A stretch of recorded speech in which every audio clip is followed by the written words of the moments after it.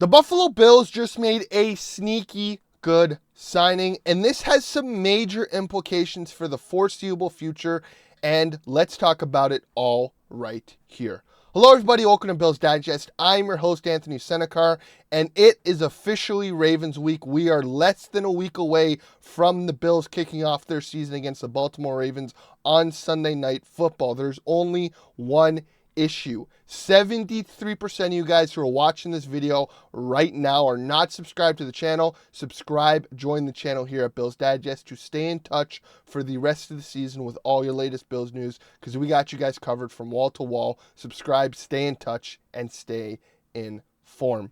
Like I said, guys, the Bills just made a sneaky good signing, and this has some major implications of what the Bills are looking at in a key position that they focused on all offseason. That being, the Bills are bringing in a familiar face, a former star in this Bills offense, that being free agent receiver Gabe Davis is signing with the Buffalo Bills per sources.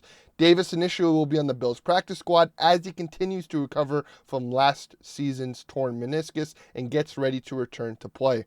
And like I said, guys, this is going to be a very good signing. Hats off to that of Brandon Beane and bringing in a former number 2 on this offense, bringing him as the 7th receiver. Gabe Davis last year left for Jacksonville with a big-time contract, tears his meniscus, gets cut this offseason, and the Bills bring him back. And now, disappointing last season in Jacksonville was an understatement.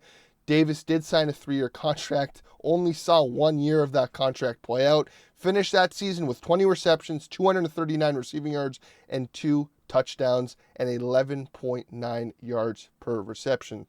Like I said, guys, a very disappointing season for Gabe Davis in Jacksonville.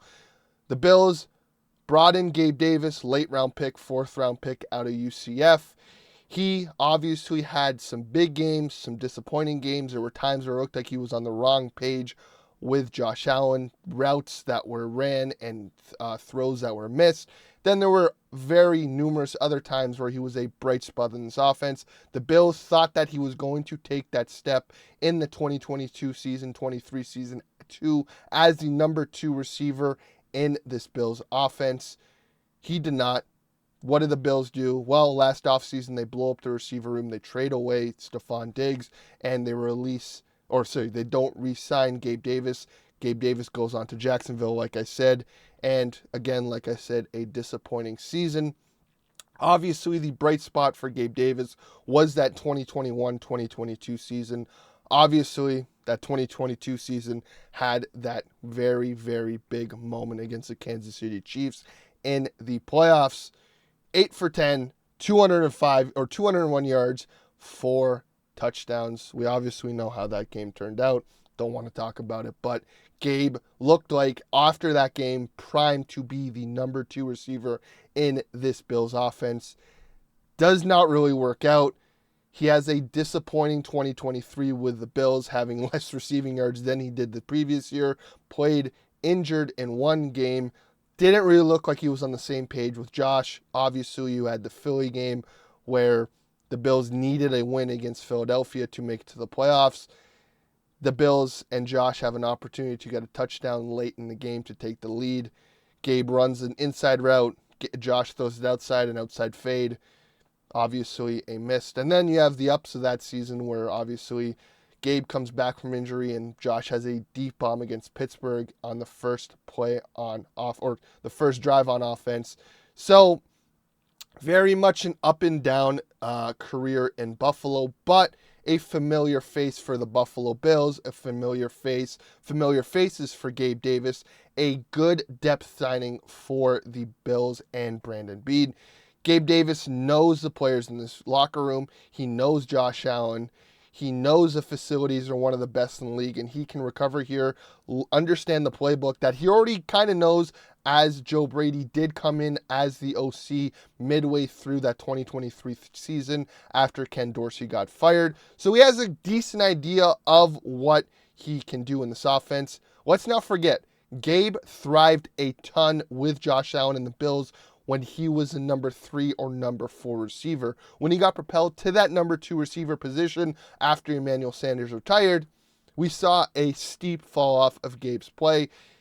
When their pressure is not on him, Gabe Davis is a very good receiver in this league.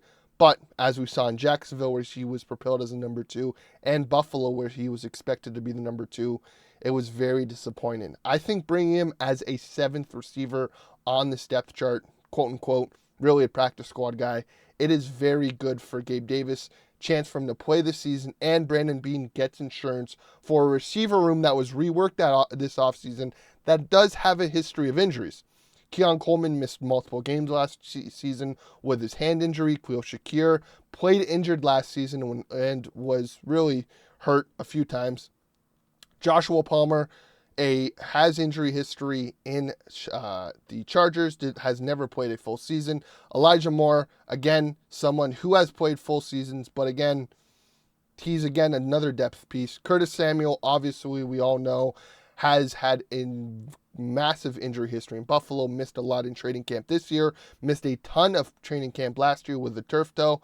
And obviously, Tyrell Shavers, the story of the preseason and training camp, makes the roster as a 6th receiver. Someone who has shown bright spots, had the very good catch against the Tampa Bay Buccaneers in preseason last week, had a big touchdown in the playoff game against the Broncos, and kind of fills that void that Matt Collins left. A big body receiver who can play special teams and can play receiver position on the outside in case Keon goes down.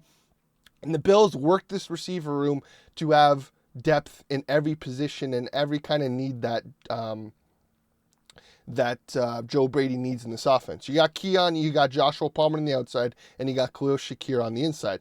Elijah Moore can cover that slot position that Khalil Shakir plays, as well as he can play outside, as he showed last year with Cleveland. Curtis Samuel, a gadget guy who can play on the inside and is a very good gadget guy. And we'll see how his role kind of expands in this offense now that he's fully healthy. And obviously, Tyrell Shavers, someone who can cover on the outside for Joshua Palmer or Keon Coleman. Now, when you look at it and you bring in Gabe Davis, who can play outside, someone who is a downfield threat, has a history of being a downfield threat in this offense, and he is on the practice squad at a very low number, someone who can bounce back and forth from the practice squad to the regular team. And I think this is a very good depth signing by Brandon Beane, bringing in someone that he knows, that this offense knows, letting him recover from his injury, and if the time is needed, if he is called upon, he will be ready. He knows the playbook. He knows the quarterback. And I think this is a very good depth signing by Brandon Beane and co. at One Bills Drive. But I want to hear your thoughts below, guys. What do you guys think? Do you guys like this Gabe Davis signing? Do you think it will work out for the Bills? Do you think it's a good depth signing? Or should the Bills have not gone back to the previous Bills and kind of got someone else in free agency as a backup receiver and practice squad guy? Let me know your comments below, guys. I'd love to hear from you. As always, like I said, it is Ravens week, and we got you guys covered here at Bills Digest with all your latest Bills news for not just that game, but for the rest of the season. We are on the road to 1,000 subscribers, so every little bit helps. So like I always say, guys, subscribe, stay in touch, stay informed, and go Bills.